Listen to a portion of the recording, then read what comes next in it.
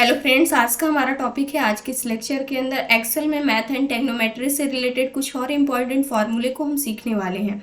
आज के इस लेक्चर में हम सीखेंगे एलसीएम हम कैसे कैलकुलेट करते हैं, एचसीएफ कैसे निकाल सकते हैं या जीसीडी कैसे हम फाइंड आउट कर सकते हैं। सबसे पहले हम बात करते हैं एलसीएम, जिसकी फुल फॉर्म होती है लीस्ट कॉमन मल्टीपल।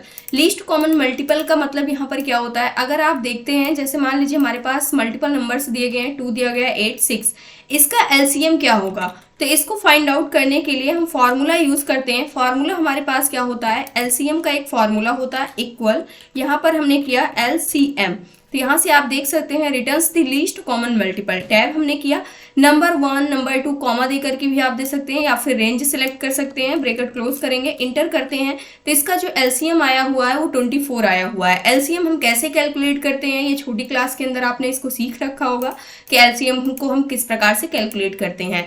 अब मान लीजिए यहाँ पर 4 दिया गया, 7 दिया गया, 0 दिया गया, तो इसका एलसीएम क्या होगा, डबल क्लिक हमने किया, तो जब भी अगर आप कोई ब्लैंक सेल यूज करते हैं या फिर आप 0 यूज करते हैं तो उसका जो एलसीएम आता है वो हमेशा 0 ही आता है। उसके बाद यहाँ पर 5, 5, 4 दिया गया है तो इसका एलसीएम 20 आ जाएगा। 7, 3, 6 दिया गया है, इसका एलसीएम जो आएगा 42 आएगा। इसी प्रकार से हम एचसीएफ को भी निकाल सकते हैं, लेकिन एचसीएफ को एक्सेल के अंदर कोई भी फॉर्मूला नहीं है, जिसकी जगह पर हम जीसीडी निकाल सकते हैं। सेम रिजल्ट आता है जो हमारे एचसीएफ का आता है, सेम रिजल्ट हमारा जीसीडी फॉर्मूला देता है, जिसका मतलब होता है ग्रेटेस्ट कॉमन डिवाइजर। अब इसको हम किस प्रकार से निकाल सकते हैं जीसीडी, इसको आप एचसीएफ भी बोल सकते हैं। जैसे आपको किसी भी नंबर का एचसीएफ निकालना है तो आप उसका जीसीडी कैलकुलेट कर लीजिए, एचसीएफ निकल आएगा। अब जैसे यहाँ पर नंबर 1, 2, 3 टोटल 3 नंबर से दिए गए हैं, अगर हम 2 से सभी नंबर्स को डिवाइड करते हैं तो 2 से ये पूरे नंबर्स क्या हो जाएंगे, डिवाइड हो जाएंगे। इस संख्या में अगर हम आते हैं तो यहाँ पर 4 भी डिवाइड हो जाएगा। अगर हम देखते हैं तो यहाँ पर जो भी हमारे पास छोटी वैल्यू है उससे हम टेस्ट करेंगे कि सारे नंबर से डिवाइड हो जाते हैं, तो वही हमारा क्या हो जाएगा, जीसीडी हो जाएगा। इक्वल मैंने किया और यहाँ से जीसीडी हम ले लेते हैं फॉर्मूला।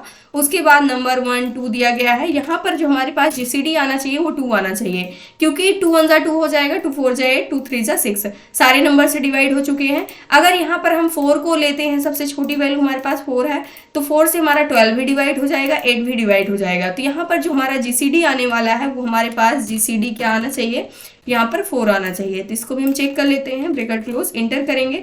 अब मान लीजिए यहाँ पर कुछ संख्याएं हमारे पास जो दी गई हैं सम है, कुछ विषम संख्याएं हैं, तो यहाँ पर कोई पार्टिकुलर नंबर से ये संख्या आप डिवाइड हो नहीं सकती। इन तीनों नंबर्स से अगर हम चाहते हैं कि ये सारी वैल्यू डिवाइड हो जाए तो नहीं हो सकता है।